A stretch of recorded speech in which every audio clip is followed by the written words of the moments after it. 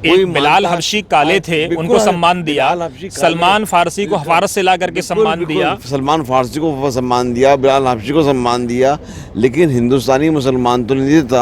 मुसलमानों का आरोप है कि ग्रीन हॉस्पिटल्स बने हुए हैं, होटल्स बने हुए हैं, 5 स्टार होटल्स बने हुए हैं, सरकारी बंगले बने हुए हैं, सरकारी बिल्डिंगें खड़ी हैं। सरकार क्यों नहीं मार्केट रेट पे उनका मुआवजा दे रही है? अगर देश का बंटवारा ना हुआ होता और मुसलमान यहाँ से छोड़ के, अशराफ मुसलमान यहाँ से छोड़ के नहीं भागा होता तो कुछ भी नहीं होता। तो रूट कॉज तो वही है। क्या करें? वहाँ हॉस्पिटल बनाने की परमिशन दे दी है, मेडिकल कॉलेज बनाने की परमिशन दीजिए, degree college, girls college, boys college. Waqf board पे केस लड़े, क्यों नहीं जाता वक्फ बोर्ड? ये आप एक बात बताइए, जो मस्जिद अंग्रेजों के ज़माने में बनी थी, उस मस्जिद का कागज़ कहाँ से आएगा? अभी मुसलमानों ने आरोप लगाया, महाराष्ट्र में यतीम खाने को डीनोटिफाई कर दिया, चैरिटी कमिश्नर को दे दिया। यहाँ एक स्कूल 30 मध्य प्रदेश में एक मदरसा चला था 30-35 साल से, उसको गिरा दिया। आप कह रहे हैं कुछ नहीं हो रहा है? कुछ ना कुछ तो होगा, कुछ ना कुछ तो इलीगल होगा, जब तो हुआ। There is no smoke without fire, एक अंग्रेजी का बहुत मशहूर जुमला है। लेकिन मेरे कितने थानों में मस्जिदें हैं, कितने थानों में मंदिर है? कुछ पूछा जाएगा तो जवाब देंगे आप? ये भी हर थाने में मस्जिद क्यों नहीं है? इसका भी जवाब पार्टीशन है। अगर देश का पार्टीशन नहीं हुआ तो ये सब नहीं होता। अरे भाई, देश संविधान है ना, अंबेडकर साहब का संविधान चल रहा है ना, संविधान है। अगर मेरे भाई वहाँ गिरजाघर नहीं बना रहे हैं आप, गुरुद्वारे नहीं बना रहे हैं, थाने बना रहे हैं। मेजोरिटी ऑफ जो ये देश जो है, अगर इसका देश का बंटवारा नहीं हुआ होता तो किसी थाने में मंदिर नहीं होता। संविधान का रूल है, किसी पार्टी का रूल नहीं है, कोई डिक्टेटरशिप। इसीलिए बीजेपी पे आरोप लग रहा है कि इसको बदल करके मनुस्मृति ले आएंगे ताकि ये भी ना बोल पाए लोग। एक लंबे समय से सेंट्रल ऑफ काउंसिल खाली पड़ी है, वहाँ कोई आदमी तक नहीं है ढंग का।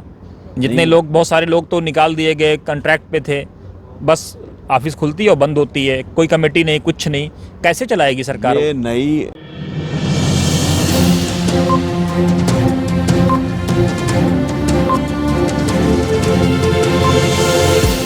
झूठ से दूर, खबरों से भरपूर। आप देख रहे हैं वतन समाचार। वक्फ के मसले पर आज हमारे साथ बातचीत करने के लिए अदीब अंसारी साहब मौजूद हैं।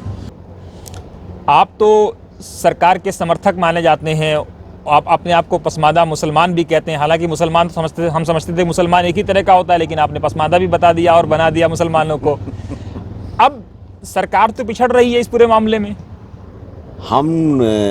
हम उस वर्ग के समर्थक हैं जो वर्ग पिछड़ा है, डिप्राइव है, मार्जिनलाइज है, उसके समर्थक हैं। हम किसी सरकार के समर्थक नहीं हैं। हम सिर्फ सरकार से अपना राइट मांगते हैं और जो सरकार हमें देती है उसका धन्यवाद देते हैं। और जहाँ तक पिछड़ने की बात है, कोई नहीं पिछड़ रहा, कोई अंतरिम आदेश पास नहीं हुआ है, सिर्फ एक क्लियरिफिकेशंस मांगे गए हैं सरकार से। और सरकार इतनी सक्षम है, उसे इतनी समझ है कि वो 7 दिन में जवाब दे देगी।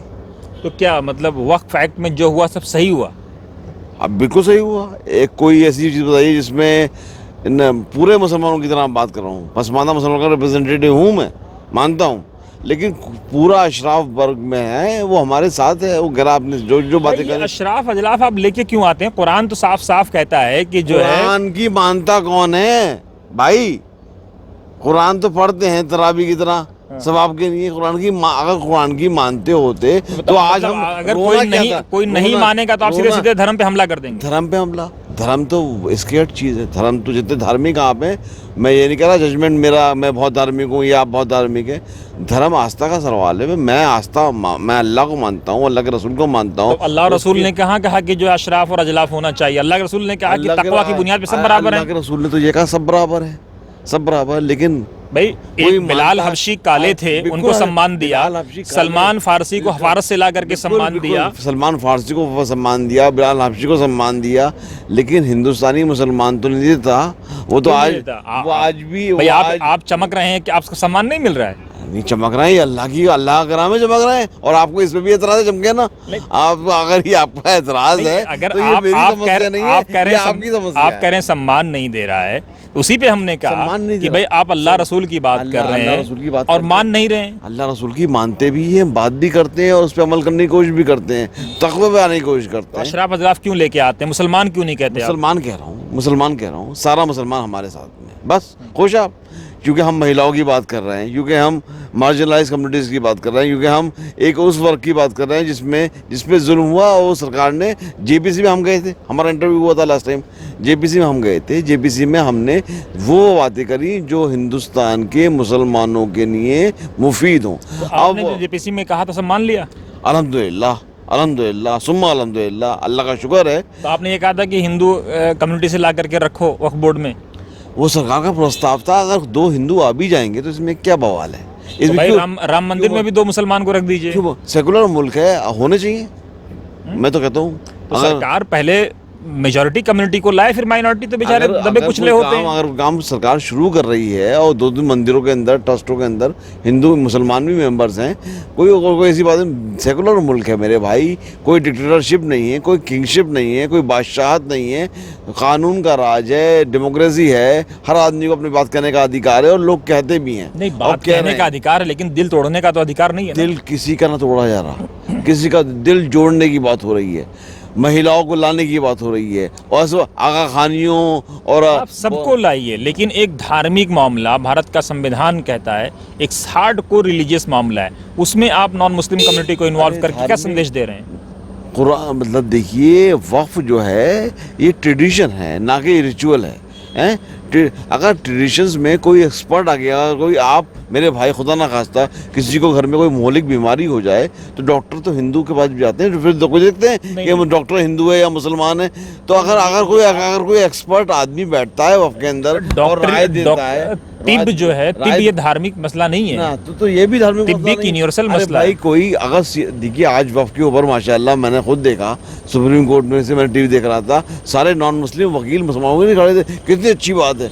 तो अगर कोई हिंदू आगे, कोई नॉन मुस्लिम आगे वक्फ के बारे में अच्छी राय देता है तो इसमें क्या बुरा मानने वाली बात है? और वो दर्शक के रूप में रहेगा, वो मेजोरिटी तो मुसलमानों की रहेगी मेरे भाई, मुसलमान ही आगे रहेंगे। सवाल मेजॉरिटी का नहीं है, सवाल आप किसी के घर में किसी को डाल रहे हैं उसकी मर्जी के बगैर। उसकी सारी किसी को कोई कंपल्शन कोई है? अगर सिर्फ उनको रखा जा रहा है, और हम तो कहते हैं रखना चाहिए, क्योंकि हिंदुस्तान एक डेमोक्रेटिक रिपब्लिक है। प्रधानमंत्री ने कहा कि पंक्चर लगा, अगर सब अच्छा हुआ होता तो मुस्लिम युवा पंक्चर नहीं लगाते। बिल्कुल सही प्रधानमंत्री ने सही कहा। अगर वक्फ का मैनेजमेंट सही होता तो आज ये हालात नहीं होते। मैं तो 10 साल में प्रधानमंत्री ने सही क्यों नहीं कर दिया? देर से आए दुरुस्त आए, देर से आए दुरुस्त भाई। वो जो है एनबीसी के साथ जो है प्रोजेक्ट साइन हुआ था 400-500 करोड़ का, वक्फ की ज़मीनों को डेवलप किया जाएगा, वो करना अच्छा काम था कि आपने हिंदू को ला करके कह दिया कि ये बहुत अच्छा काम किया? नहीं, अगर वो भी प्रोजेक्ट अच्छा वक्त है, और प्राइम मिनिस्टर ने जो कहा कि अगर वक्फ का इस्तेमाल, अगर औकाफ का इस्तेमाल सही हुआ होता, तो मैं तो चाहता हूँ एक वाइट पेपर आए कि वक्फ बोर्डों ने, जो देश में वक्फ बोर्ड है या सेंट्रल वक्फ काउंसिल है, वो एक बयान जारी करे, हमने ये काम किया। मेरा भाई, अपना सगा भाई वक्फ बोर्ड का, दिल्ली वक्फ बोर्ड का वकील है, आज तक उसका पेमेंट नहीं हुआ, पैसे नहीं है। तो ये वक्फ बोर्ड के पैसे जाते कहाँ हैं? सवाल है मेरा ये।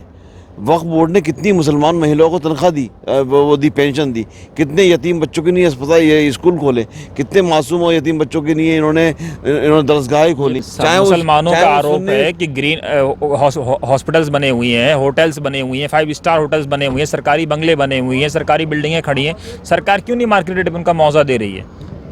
मेरे भाई, ये सब कब्जे जितने भी हुए हैं, इसका एक रूट कॉज और है। आप कहेंगे मैं सब्जेक्ट बढ़ाऊँ, अगर देश का बंटवारा ना हुआ होता और मुसलमान यहाँ से छोड़ के, अशराफ मुसलमान यहाँ से छोड़ के नहीं भागा होता, तो कुछ भी नहीं होता। तो रूट कॉज तो वही है।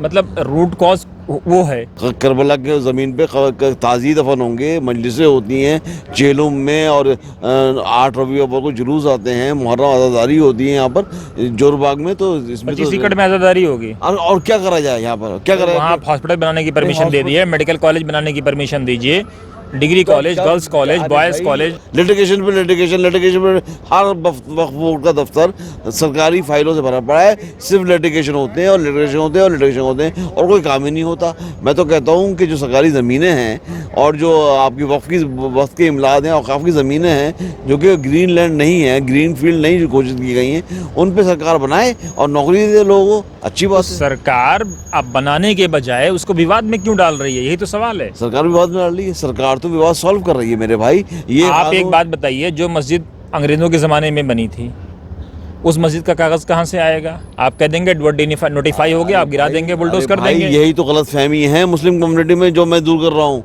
कोई मस्जिद नहीं कर रही, कोई मदरसा नहीं कर रहा। अरे भाई, अभी मुसलमानों ने आरोप लगाया महाराष्ट्र में यतीम खाने को डिनोटिफाई कर दिया, चैरिटी कमिश्नर को दे दिया।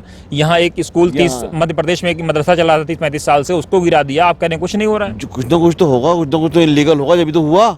There is no smoke without fire, एक अंग्रेजी का बहुत बहुत मशहूर जुमला है। लेकिन मेरे कितने थानों में मस्जिदें हैं, कितने थानों में मंदिर है? कुछ पूछा जाएगा तो जवाब देंगे आप? ये भी हर थाने में मस्जिद क्यों नहीं है? इसका भी जवाब पार्टीशन है। अगर देश का पार्टीशन नहीं हुआ तो ये सब नहीं होता। अरे भाई, देश संविधान है ना, अंबेडकर साहब का संविधान चल रहा है ना। संविधान है। अगर मेरे भाई वहाँ गिरजाघर नहीं बना रहे हैं आप, गुरुद्वारे नहीं बना रहे हैं, थाने बना रहे हैं। मेजोरिटी ऑफ जो ये देश जो है, अगर इसका देश का बंटवारा नहीं हुआ होता तो किसी थाने में मंदिर नहीं होता, किसी थाने में ये नहीं होता, मंदिर पूजा मूर्ति स्थल नहीं। ये मुसलमान चले गए, बंटवारा मान लिया, गिरजाघर बना दीजिए, गुरुद्वारे बना दीजिए, चर्च बना दीजिए, कुछ तो बनाइए। जो वहाँ के लोग हैं जो वहाँ सर्विस कर रहे हैं, एक मंदिर बना लिया और मंदिर बन जाते हैं तो क्या प्रॉब्लम है? और संविधान जब है, आप हमारी आर्मी में जाएंगे तो आर्मी के अंदर तो एक सवाल आर्मी का नहीं, सवाल थानों का हो रहा है। नमाज भी होती है, पूजा भी होती है, गुरु ग्रंथ साहब भी रखा हुआ है। और साहब, सवाल थानों का है, यहाँ संविधान है, इक्वलिटी की बात हो। संविधान का रूल है, किसी पार्टी का रूल नहीं है, कोई डिक्टेटरशिप। इसीलिए बीजेपी पे आरोप लग रहा है कि इसको बदल करके मनुस्मृति ले आएंगे ताकि ये भी ना बोल पाए लोग। बीजेपी पे क्या, कांग्रेस पे आरोप लगता है? सबसे बड़ी कांग्रेस पार्टी कांग्रेस पार्टी तो कांग्रेस है। और ये आपकी समाजवादी पार्टी, बीएसपी, ये सब कौन सी पार्टी हैं? किसी पार्टी पे सब पार्टी होती है, इलेक्शन जीतने के लिए वो सारी मनूवरिंग करती रहती हैं। एक लंबे समय से सेंट्रल ऑफ काउंसिल खाली पड़ी है, वहाँ कोई आदमी तक नहीं है ढंग का। जितने लोग, बहुत सारे लोग तो निकाल दिए गए, कॉन्ट्रैक्ट पे थे, बस ऑफिस खुलती है और बंद होती है, कोई कमेटी नहीं, कुछ नहीं। कैसे चलाएगी सरकार? ये नई वक्फ एक्ट आने के बाद इंशाल्लाह सब सही हो जाएगा। थोड़ा वक्त दीजिए, सब सही हो जाएगा। और जब सेंट्रल वक्फ काउंसिल बनेगी, वक्फ बोर्डों की तश्कील होगी, नए लोग आएंगे। जब नए लोग आते हैं तो नए विजन से आते हैं, नए माइंड से आते हैं, नई ऊर्जा से आते हैं, नए कॉन्सेप्ट से आते हैं, नए लोग आएंगे। नीयत भी तो ठीक होनी चाहिए, नीति भी ठीक होगी, नीयत भी ठीक होगी। क्योंकि नीयत जब ठीक होती है, जब आपका आत्मविश्वास होता है, नीयत जब ठीक होती है, जब आपके ऊपर फ्रीडम दी जाती है, तो इंशाल्लाह और रहमान में पूरा ये वक्फ एक्ट इंप्लीमेंट हो जाए। सुप्रीम कोर्ट ने सवाल सीधा ये है कि आप मुसलमानों में पार्टीशन क्यों कर रहे हैं?